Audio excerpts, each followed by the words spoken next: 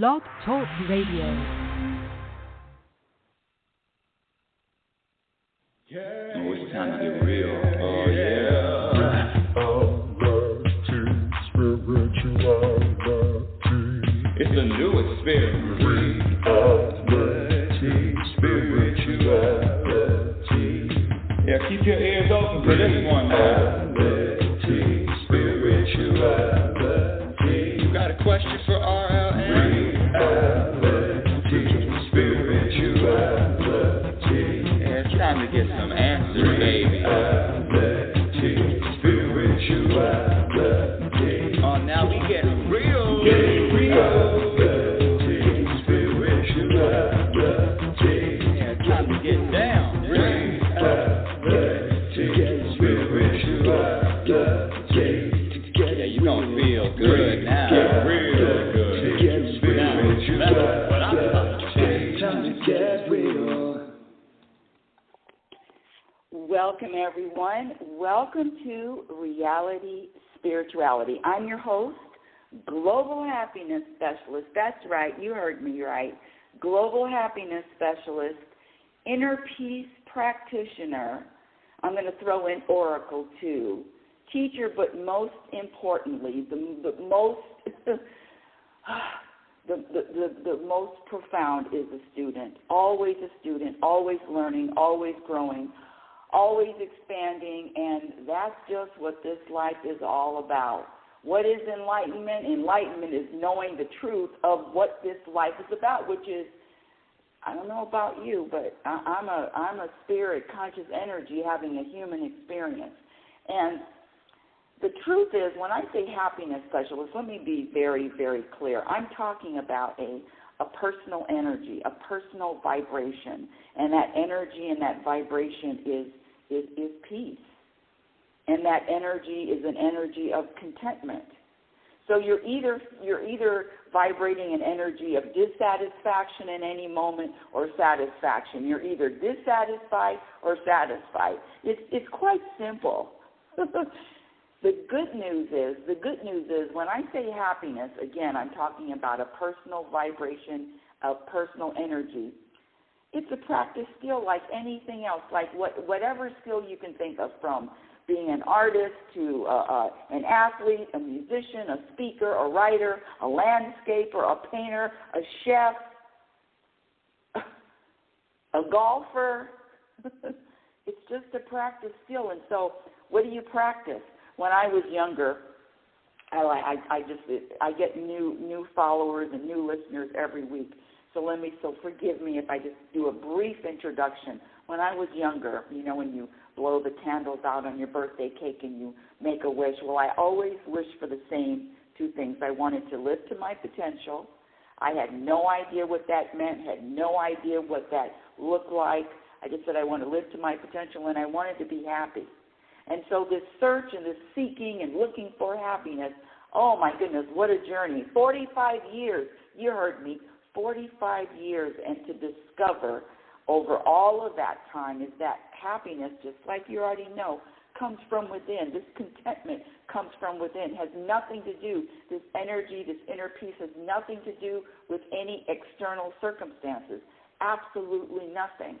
But it's a practice, and I don't know about you, but I wasn't taught that happiness is within. No, the world teaches that happiness can be attained. Happiness comes after you achieve a goal. Happiness comes from manifesting something, which is another. Oh, don't get me started on that manifestation. You manifestation people out there, love ya, but try manifesting a new star or a new planet. Manifest a cure for, I don't know, some of the most common diseases out there. So what I believe, and let me just say this, let me back up a little bit because I feel like I've been shot out of a cannon, as usual. We're all here to live out our destiny. We're all here to experience and be and flow with the destiny and flow with whatever comes on the path.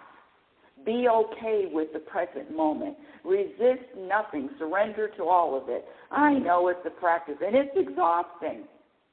When I say happiness is a practice skill, what do you practice? Thanks for the question. Well, the first part of the practice is paying attention to, recognizing, noticing, being aware of all of the program behaviors.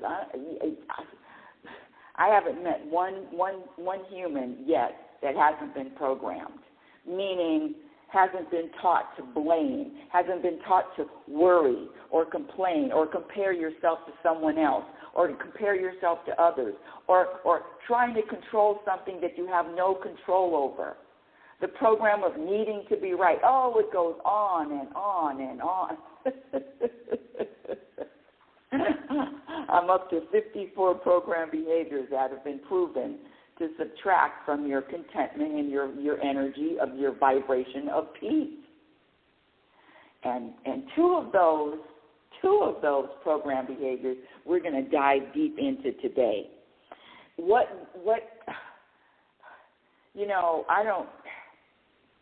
me back up a little bit. I don't know about you, but I was raised in a house, and we celebrated every damn holiday there was. Oh, I looked forward to all of the holidays, from Thanksgiving to Christmas. Yes, I believed in Santa Claus for a long time, too. I think I was in high school. No, not in high school, but I was pretty old. I think I was in 5th or 6th grade when I was traumatized that there is no Santa. What are you talking about? There is no Santa. I wake up every Christmas morning and there's magic. There's presents around the Christmas tree. Of course there's Santa. Oh, Lord have mercy. But I digress. Getting back to celebrating holidays from Christmas, Thanksgiving to New Year's Eve, and one of the biggest, the biggest reasons for this depression and this angst and this anxiety around the holidays stems from program behaviors of what? Actually, I just came up with another one. Having expectations of how the day is supposed to unfold, let me just speak for myself, how I expect to feel on Christmas. Oh, yeah, there's a certain, the programming is deep. Not only having expectations about the holidays and the holiday seasons, but feeling obligated. And when I say feeling obligated, that obligation, it's another program. Having expectations is another program. You want to eliminate, you want to experience more happiness, and again, it's an energy of contentment. Eliminate that program of expectations, all expectations, and not only expectations, obligations. And I contend that if somebody loves me, if they say that, yes, Rebecca, I love you, and they love me, and they really mean it, they're not going to try to obligate me to do anything other than what I'm inspired to do on that day. Number one, this holiday, and listen, this is my perspective. This is my perspective, and I'm not trying to say that I have the answers for everything, but I definitely know that the holidays comes with a lot of extra programming, a lot of extra comparing. I remember comparing, because I had a small family, just my brother and my mother and my father, and then my cousins had a huge family, and I would always think that bigger families, they were having more fun. You know, that comparing. So the holiday season, comparing what other people are doing. Oh, you have a big party to go to. Oh, you have a dinner to go to. All of it. I'm speaking about the program, the programming, and how the programming is responsible for subtracting and causing all of the suffering. all of the suffering. I'm going to get to the calls right now. Hold on just a second. Again, if you want to speak with me live, the number to call in is area code 646-564-9619. Again, area code 646-564-9619. And I'm going right to the caller. I think I know who this person is because I remember numbers, but there's 3 people that have been calling in regularly. And I believe this is one of my favorites. Well, they're all my favorites. But this is one of my favorites. Hold on just a second, audience. Again, call-in number is area code 646-564-9619. And hold on, you are live on, I believe this is Robert. It's either Robert or... Welcome to Reality Spirituality. Good morning, good afternoon, or good evening. Or who, Rebecca? Or Jay. That's right. Hi, Jay. Hey, it's great to be a part of your show. Thanks for taking my call. Yes, you're welcome. And so the topic is, and I would love to get your comments or your experience on this holiday season that is laden with expectations, obligations, comparing. What is your take on it? With the way things are in this world right now, do you think that the holiday expectations and obligations are really important? Because I think they're not. I think we just have this moment to enjoy, and then we let those expectations and obligations that can cause, if they're not met, then it'll cause us not to be happy or filled with joy or even just in gratitude for those people that show up unexpectedly or do things unexpectedly and take those unexpected moments of joy and happiness as in gratitude. Because I feel that we're in this moment of life we're in now, or this world thing that we're in right now, I think that's all we got. And maybe before, 2020, maybe I say, yeah, we had those expectations and obligations that were the focus of those holidays, but I don't think now. Because people think also another thing is that people can't afford those expectations and obligations now too.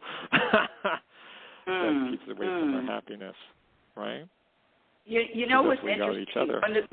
One of the things that and I've said this before, is I don't say we and people because I thought I knew everybody, what everybody wanted or what everybody thought, but no, I can only speak for myself, so that's number one. I can only say I.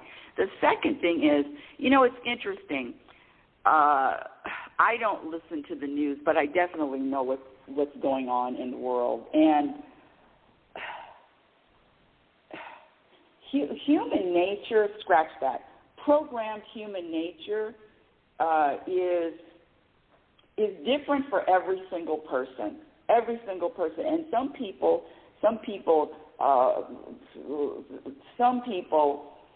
that are programmed are really, and when I talk about the world, Jay, I've said this before, it's a practice not to judge, this is good, this is bad, this is happening, this shouldn't be happening, and all of the terror, and trust me, I get it. But the practice is not to judge the world, this is a good time, because what I practice is just to accept whatever is going on, and there is a bigger plan, whether my little pea brain gets it or doesn't. But it is to look out in the world and say and believe and trust that everything is in order, regardless of what my ego wants me to believe, that there's something that is out of order. This universe from the beginning, there is no beginning, but from the Big Bang all the way before that, is everything's in order. It's only the ego, the humanness that says something's off, something's wrong, something needs to be changed. And I know I've went on and on with that one, but I just see a world of order, whether I get it, understand it, or not.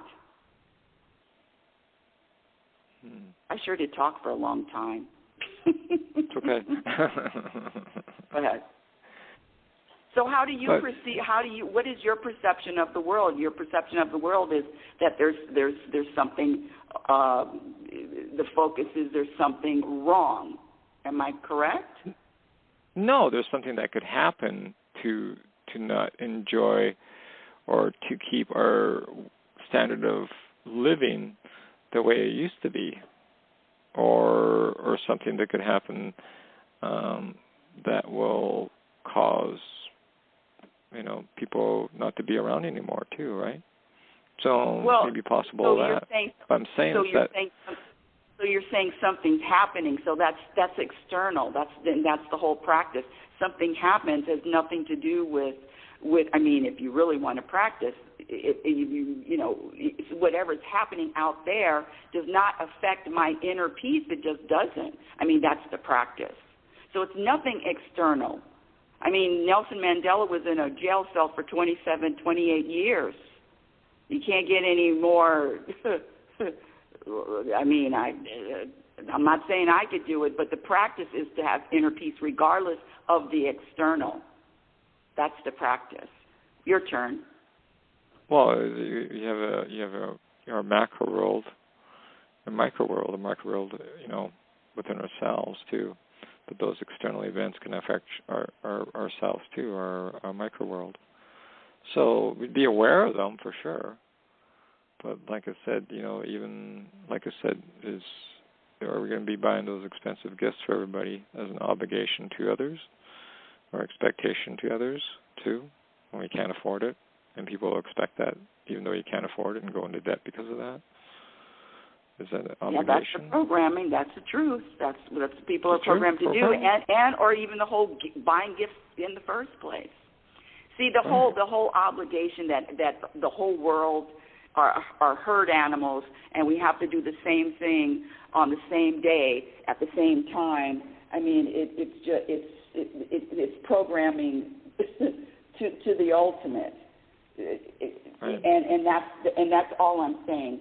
If you enjoy the holidays, if you enjoy shopping, if you enjoy all that, that's fine. But I'm focusing on the having expectations and obligations, and really it is an obligation to celebrate certain holidays. And just what my point is to be, is to know yourself and to, let's see, what is my point? My point is to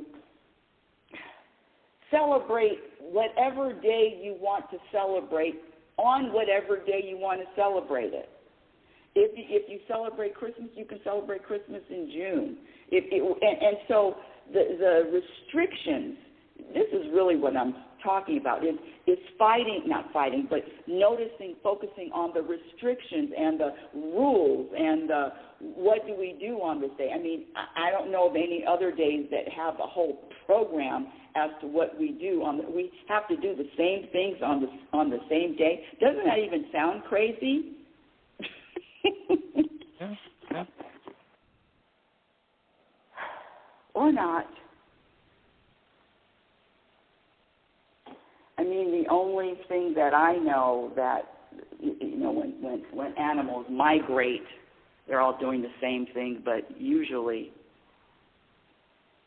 that's all I'm talking about is being yourself, being unique, coming up with your own holiday rituals, traditions, as opposed to the masses. That's really my point.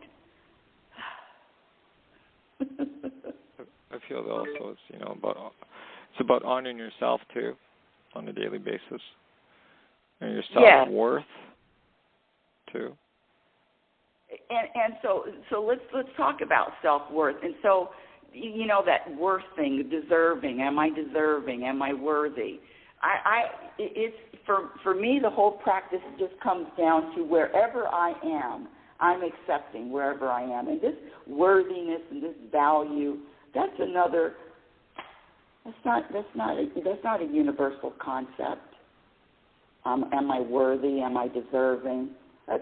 That's all. Coming from where? Not the universe. Yeah. I find that people's perception of self-worthiness is maybe different, but I feel that if you look at deep down what it is, it's usually the same. And what is it to you? What is it? Where? Okay, this is my question. Where do you feel the most content, or is it just throughout the day, or can you conjure it up, or what circumstances do you feel mostly? Do you feel the connection, the universal connection, that you know, where you're just in awe of life itself?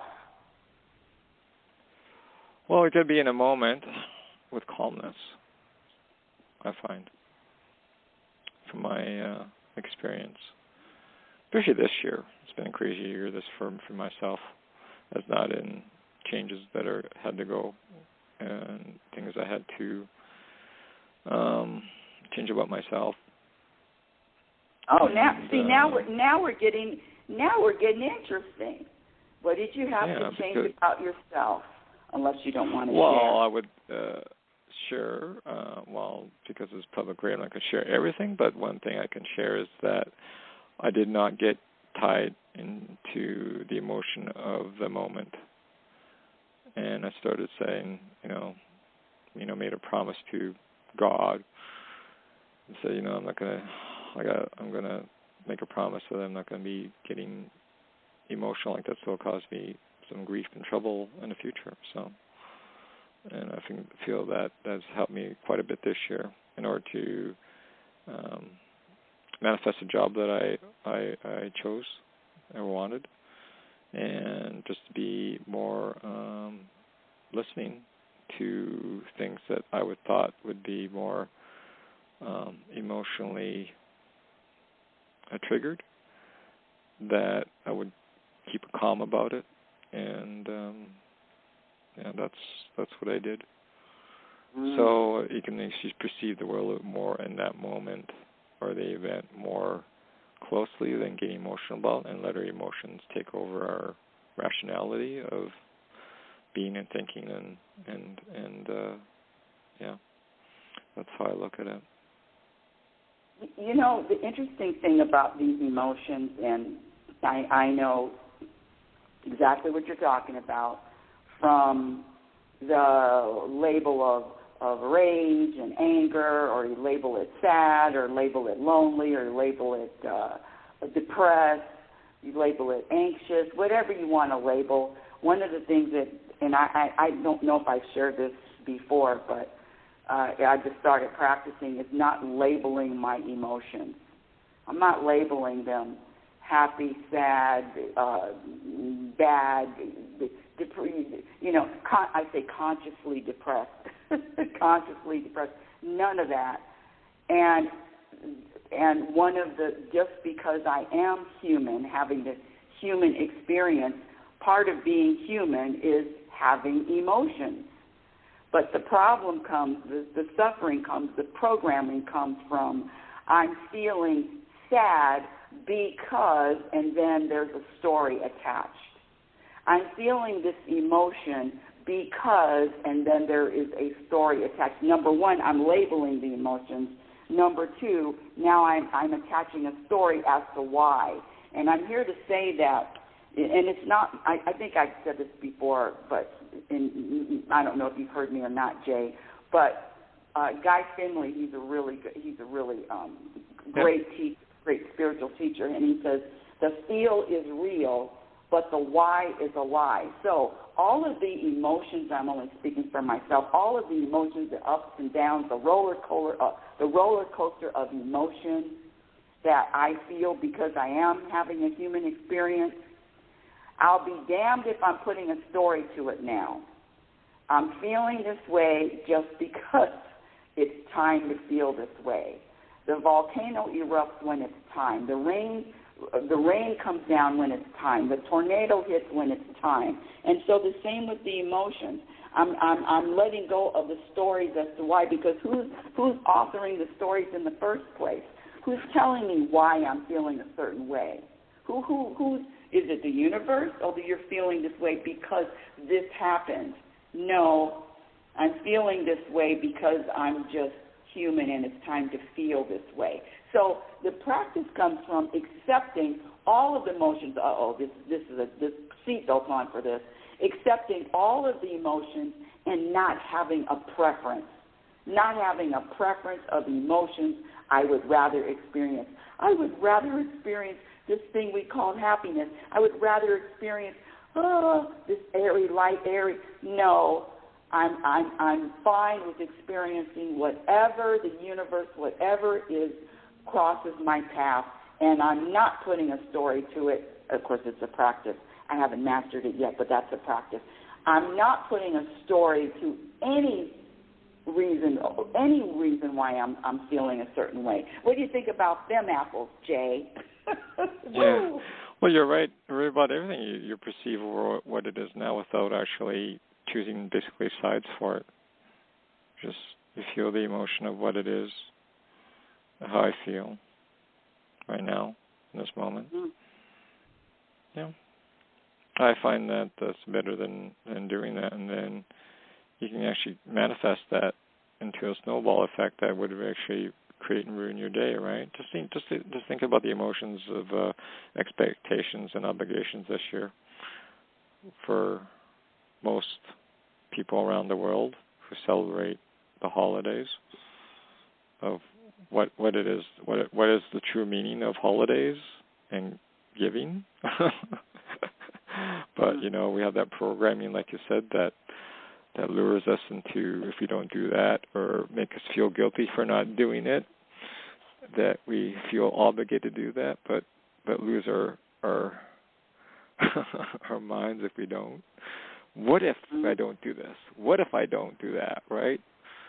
And then it calls self-demoralization or self-realization that what they're telling me is a lie and I shouldn't do that, and just do things so that makes me feel good and make others good without the obligations and expectations. But because we're so centered on results all the time, I don't think that'll go away anytime soon for this Christmas, because I think the perception and program is that passes on to consumers and family members too, is that it's going to be a very interesting year for retailers, and they're going to go for it right now as we have Black Friday sales. And if consumerism is what you want, here it is right now, and pre-Black Friday sales, because they're trying to grab the consumers' money right now before everyone gets it in on the 24th. So, so we're going to see lots of programming going on right now, visually and audibly right now. So I don't think we're going to get away from that. I think it's going to be, I think what you said about programming is that it does take us to wake up, what is going on with that, and say no to it. We just keep saying yes to it, but there's a point of saying just no to it. So there's this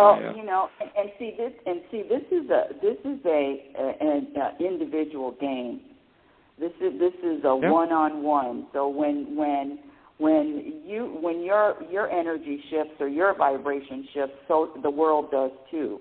And when my energy shifts, my vibration shifts, the world shifts also. And so whatever I'm vibrating, whatever my energy is, you've heard me say this a million times, that's my contribution. But back to, one of the biggest things that subtracts from happiness, I told you I'm on 54 now, and one of them is noticing what other people are doing. Noticing what somebody else is doing, putting a judgment on it.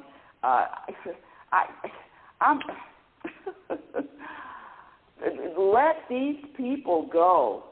I'm just speaking in general. These people are on their own journey, and I used to have a a problem with sticking my nose in someone else's business. And noticing, when I say the majority of people are programmed, that's just a fact, myself included. And so it's up to the individual to either want to recognize the programming and do something about it and to eliminate the program behavior. But one of them is noticing and making judgments about what the state of the world is, or what other people are doing. Shopping, not shopping. Do whatever you want to do, world. Meaning, when I say do what you want to do, free will and choice. yeah. Sort of. But my point is you want to have a little bit more peace. The practice is not noticing what these other people are doing, and that even goes to driving. I was talking to one of my students a couple of weeks ago, and she just obsessed with how other people drive, and how other people are unsafe, and how other people are texting, and how other people are going too fast, or whatever. She takes other people's driving really personally, and her day can be ruined, or her moment can be ruined based on another driver, because she's noticing what other drivers are doing. And I have to say that one of the practices that just freed me a lot is not taking how anybody else drives personally and letting go of these drivers. I mean, people get so upset, and here we go. They say it's because of a driver. They say it's because of what someone else did on the road, but but that's not the truth. That's not why you're feeling angry or anxious or bothered about another driver. It's just trying to feel that. See, the world teaches I'm feeling this way because of something out there, because of something happened out there. And I'm here to tell you that that's just not the truth. It's just time for you to feel that way. Let those stories go. Or not. Or not. It's interesting you say that about driving.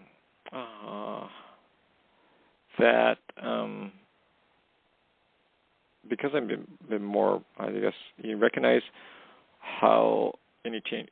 Sometimes when you make changes to yourself and you notice things you haven't done for a long time, it's more noticeable.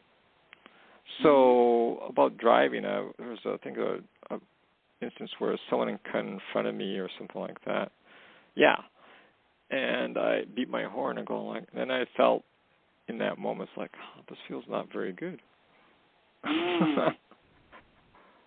So now I'm getting chills. When I say program for unhappiness, I'm talking about all the programs, even the program of noticing other people driving. I mean, I watch other people look at other. I mean, only because it's a fascinating study. This one guy, he was upset with this one woman, the way she was driving slow, and he was in the car just shaking his head from side to side. He was so frustrated and he was so angry. But see, the issue is that people blame all of it on a driver. No, those are your emotions that you're having that you're blaming on something else, something outside of yourself. And that driving is such a good example because, I mean, well, you can tie this into the holiday obligations too. What if those obligations aren't met? Right.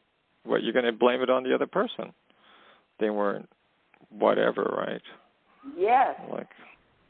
Yeah. I don't know how many holidays I spent having expectations of what was in a package and it wasn't there, or whatever. I mean, come on. I was raised on making other people feel obligated to me. Make sure that I get what I want on my birthday or the holiday, or else I'm not going to be happy about it. And come on, I don't know how many people have done it, but I'll just be transparent. I used to have expectations and make people that I said I love feel obligated all the time, so I would feel better. And I'm here to tell you that's just all a bunch of C-R-A-P, crap.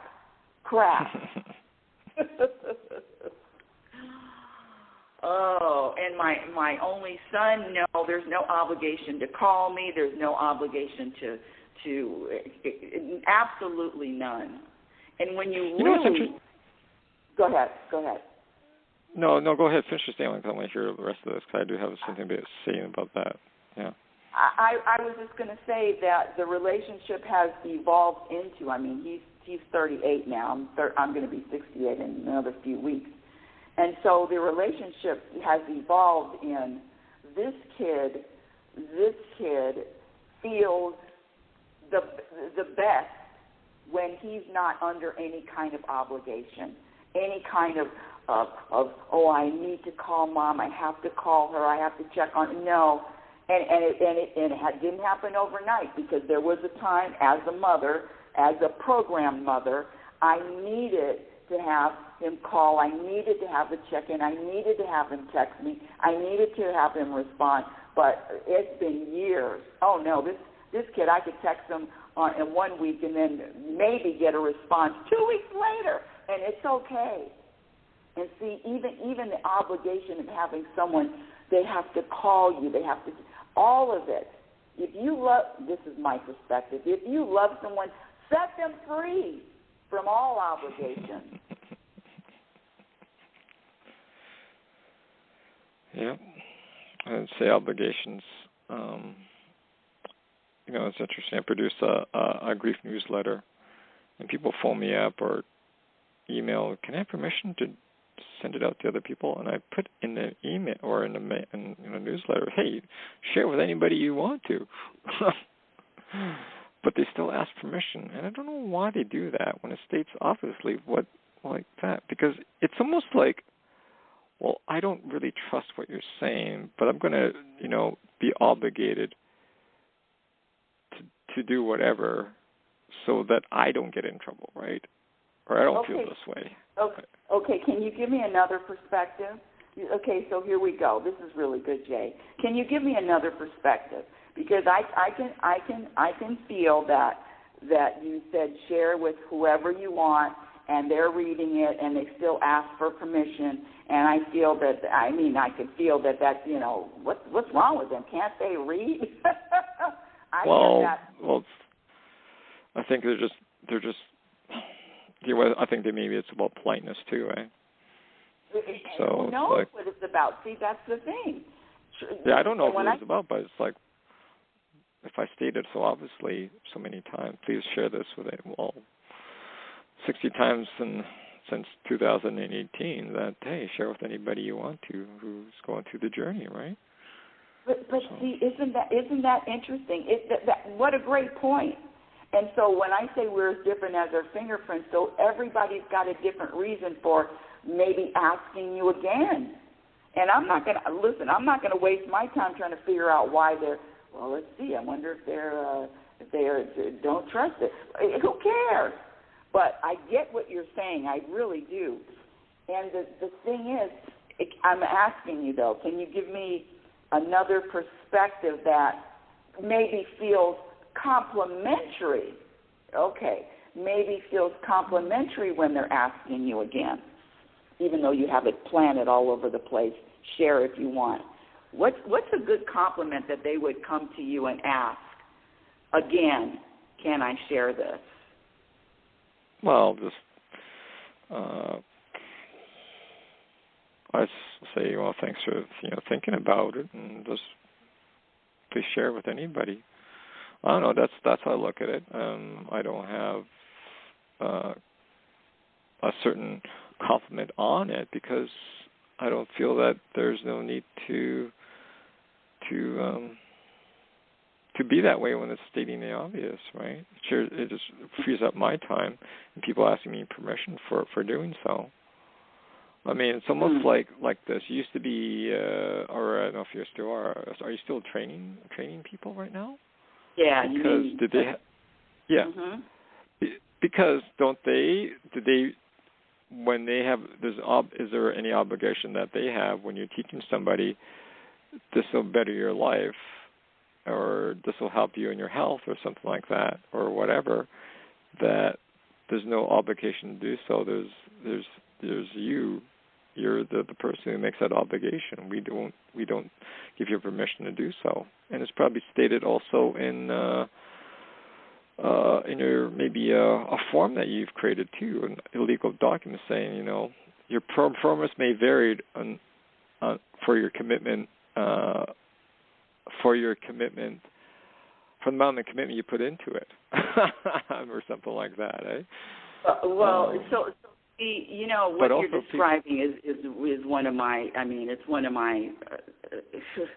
It's one of my things, and it's what you're. I don't know, asking what I call is asking stupid questions. But the thing is that if they're paying you to help them out, they're expecting you to do something for them, maybe to help them along their journey of being in better health, because they paid you. See, that's the thing about when this. This is a good question. This is a good thing too. If there's money involved, do you think there's expectation, obligation? Probably there is, right? A job, right? Expectations and obligations, because there's money involved, right? But if there's no money involved, then what? It doesn't. Is there any expectation, obligation? I say no, there isn't. Is there emotional obligation? So things to bring up about that. What you're doing is, now we're talking philosophical things, and so you already. Hold on a second. Let me get back in here. ENDER. I got frozen out. Okay. And I understand what you're saying, but I'm not. So back to the money involved, no expectations, or there's money. If there's money involved, there's expectations. Well, that's for the program too. Even if there's money involved, I mean, I get it, but I understand what you're saying. But the practice is, if you're talking to me, I still have zero expectations, even if there is money involved. And so the practice is letting go of all expectations, regardless. And so, even so, this house is being renovated, and that talk about twisting and turning. I had a lot of expectations. If I'm paying somebody and I say I want this color paint, yes, I have an expectation that this wall is going to be painted that color. But what I found out, Jay, is that you got to let go of those expectations too, because even though I'm paying you, and even though I'm hiring a certain service, I still have to let go of those expectations, because it's been constant disappointment for over 3 months now, and letting go of all expectations, regardless of money or not, that's another tough practice. And if I'm up here claiming to be a happiness specialist, another thing that I did with this renovation is thinking that something is serious and thinking that something is important. Having that energy, this is serious, this is important. That's another thing. I mean, the work is done in the mirror, and putting a mirror in front of you and saying, okay, I'm to blame. I'm not to blame, but I'm responsible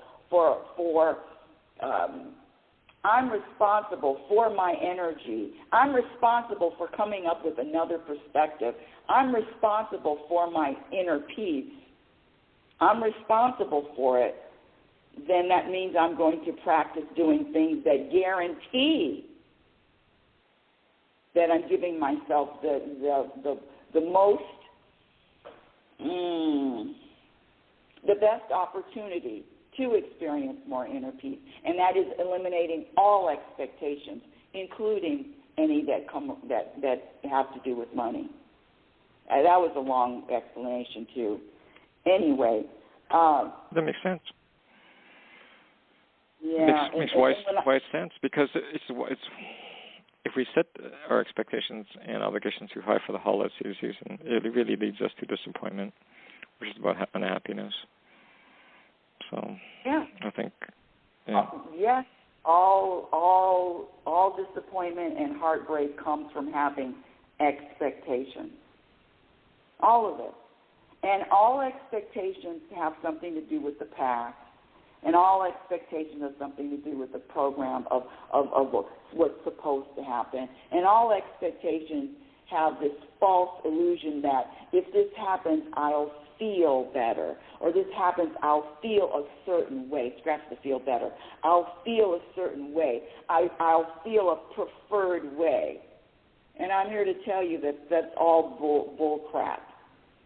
It is. It's the program. So eliminating one program at a time. We can reduce those high expectations too, is something that we ultimately have control of. But there's things that we cannot control. And here's a good example. Weddings, for example. Okay, they got everything planned, and they have this on this day. And what do they expect? Beautiful weather, right? It could be rainy, that weather. They planned it probably a year ahead of time. And maybe around this time, it's predictable that the weather's going to be this. It could be unpredictable. I mean, if you want it, and you better enjoy the moment because you planned for it for a year, and all these people are arriving here for being that moment. You better have a plan B just in case. Okay, something happens with the weather, but there's some things we cannot control, and one of them is probably weather. And there's probably some things that we can't control. Maybe it's, some of the world events too, right? Right, and what you can control, and I'm gonna let you go, but I love when you call in. You know I do. I love your participation. And what you can control is your perspective. And that's what I talked about earlier. What you can control is finding another perspective. If the perspective that you have is doesn't bring any peace, find a perspective. Keep looking for a perspective so you will find some peace in it. And that's with anything. If you're feeling a certain way, challenge, find another perspective. But the practice isn't, nobody taught me, look for another perspective and you'll feel better. No, I was programmed to just one way. The ego has one way of looking at everything. And a perfect example, the raining on the wedding day. Well, you still have no expectations of the weather. And what I like the rain. And so this whole thing about raining on the wedding day, who said there's something wrong with that? Find another perspective. The rain is very, I was going to say, cleansing, healing. Look, come on, rain. And then you'll have a story for the rest of your life to look back on and laugh at or have memories about, hey, remember I was walking down the aisle and all of a sudden a rainstorm just ruined my hair and my makeup and my wedding dress, and then there was a puddle and I stepped in it in my white dress, and I shouldn't have been wearing white in the first place, and I stepped in the puddle and come on now. When I say practice no expectations, I mean all zero expectations, including the weather, and thinking that if it's not a sunny day, it's not going to be a good day. Well, who says that? What's wrong with some rain on any day? Lord have mercy, don't get me started. Don't get me started. Back to the obligation. And if you want to call and speak with me live, the number is area code 646-564-9619. Again, area code 646-564-9619. And if you're on Wisdom, just ask to join the show. But we're going to wrap it up talking about obligation. And again, if you claim to love someone, I love you, make sure you're at my holiday party, or else I'm going to poke my lips out. I'm going to have an attitude. I'm going to be mad. I'm going to be pouty if you don't show up. And that's why I don't have any friends. Oops, did I say that out loud? And if I love you and you say you don't feel like coming to my holiday party or my holiday dinner or whatever I'm planning, I'm okay. I love you. You don't have to come to any of my parties on a specific day. You can even tell me that I'm going to come to the party, and then on the day, then you change your mind and don't show up. And even you were supposed to bring bread, or you're supposed to bring soda, you're supposed to bring a salad, and all of that. I'm not coming. Well, then I'll just take my little rear end of the store and pick it up myself. That's it.